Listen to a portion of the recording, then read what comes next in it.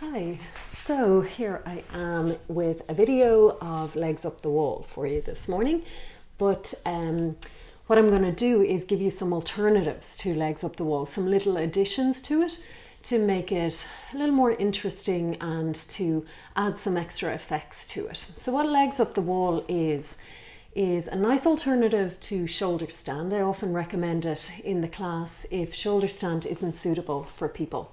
So for example, if you have any neck issues or issues with your eyes, or you don't want that much pressure going to your head like in shoulder stand, and also if it is the first few days of your period, it's not a good idea to invert. So legs up the wall is perfect for those reasons. But it can feel a little bit like if the rest of the class are doing shoulder stands, like really, I just lie with my legs up the wall and wait. So what I want to give you is some extra little spice to that posture and some extra little benefits. Now I was thinking about it and an idea popped into my head that like bolsters and things can be great for this, but obviously not everybody's going to have yoga bolsters. What I have in my house, and which I'd say a lot of you have if you have children in your home, is one of those IKEA gym mats. So let me show you how I'm going to use that. And if you don't have that, you can create the same effect by folding blankets, towels, things like that, and maybe putting a yoga mat over it. So let me show you where we'll go with this. Okay, so the mat I'm talking about is this one. You might have the beautiful girly pink version, but it's kind of a concertina padded mat that kids use for tumbling on. It's perfect for this because what I can do is fold it in this way that I've got like 4 rectangles together, one out long, and pop it against the wall like that. And I could, if I wanted, put another yoga mat over it, not totally necessary. I would put the yoga mat under it though, because it could be a bit slippy on the floor. If you find when we try this that this is too high, you can turn it, you can make it three rectangles and then 2 on the floor. So it's perfect, it's exactly what we need. And you see that shape now, what will I show you? What you've got is like a little platform, and then like, just because I need to have it there as part of the mat, I've got this for my head. But if you were using blankets or towels, this is all you need, this platform thing. So you fold them, but you've got to make them really neat at the edge, okay? And then I'm also going to get a little blanket for the head, and I can use that whatever way I need it to prop the head. So here's what we're going to do. We're going to sit at the edge of the little stack and lie down so you get your shoulder on the ground, not on the stack, and your hips, your bum, as close to the wall as you can. So get your bottom in there first. Now roll it over. Roll right over so your legs are up the wall and your shoulders are down off your platform and your body is up on it. Your hips are on it. And it's kind of supporting me up to about my ribs. Now, I was going to make a joke about being really tall.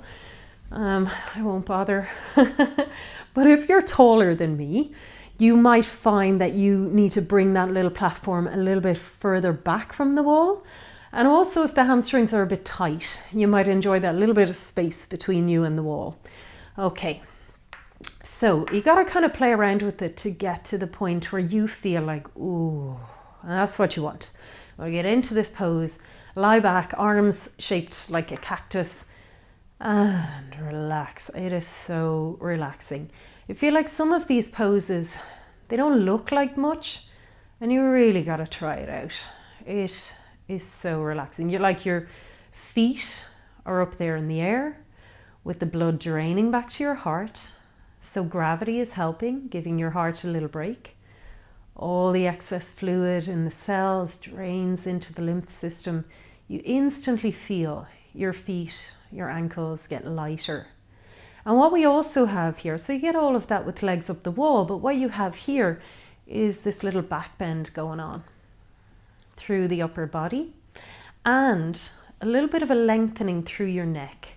So it releases the tension in the neck in a way that legs up the wall doesn't. Okay, it gives a little stretch to the neck. You can stay with this for like 15 minutes. And whenever you're ready to come out, like 3 minutes, whatever, bend your knees. Roll over to your side and out you come. Really restorative, gorgeous pose, especially in the evening. At the end of a long day, you feel depleted. I remember my very first yoga teacher saying that this pose will instantly change your mood. Change your mood in 5 minutes. I'll never forget that. It's such a boost to how you feel.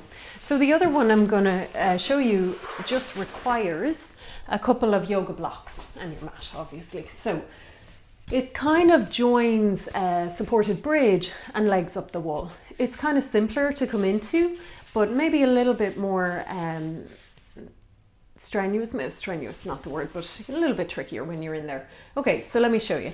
We come into regular legs up the wall, so called viparita karani. You bring your bum right in against the wall, like we did the last time, but just without the props. You roll it over. Now that takes practice. I mean, when I'm teaching this to students in the class, we usually have to try that a few times to get there, okay? Shuffle around, get to that position. Then, bend your knees, bring your hips up. So you push your feet into the wall, lift your hips. Take your blocks. Now I'm going to go 1 block flat and then 1 block on its side. You can do whatever works. It can be 2 blocks flat, it could be 1 block, and it could even be 1 block on its end, okay? I kind of like the support of it sideways. Now you want to lower your hips onto the blocks, but the blocks are kind of at the top of your pelvis. It's not so much your sacrum like we do in bridge, a little bit higher. You feel that little back bend, okay? And then you let your legs go on back up the wall. Now, if that doesn't feel steady, it's possible that you have your blocks a little bit too low down on the pelvis. Try again, bring them up a little bit higher. It should feel perfectly balanced. You're not having to hold on to those blocks so they don't fall. If it feels like too much, take it a bit lower. Notice the way you're getting this lovely little stretch in your neck here. Nothing intense. Not as bad as a stretch in shoulder stand, which is pretty intense. Now, what you can also do, and this will build your confidence for shoulder stand, let all your weight be in those blocks. You could even hold them with your hands just for your own confidence. Float your feet up off the wall. Just get that sense of supported shoulder stand.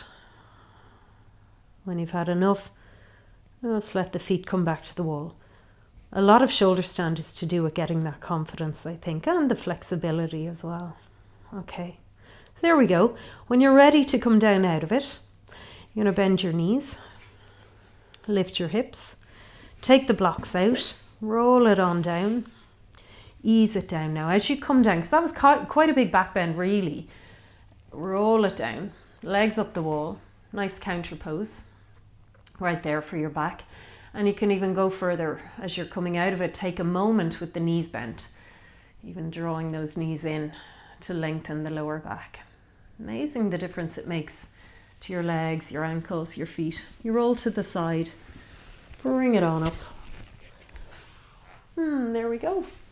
Okay, so that's it. That's what I have this morning. I hope it helps. And as always, if you have any questions, let me know.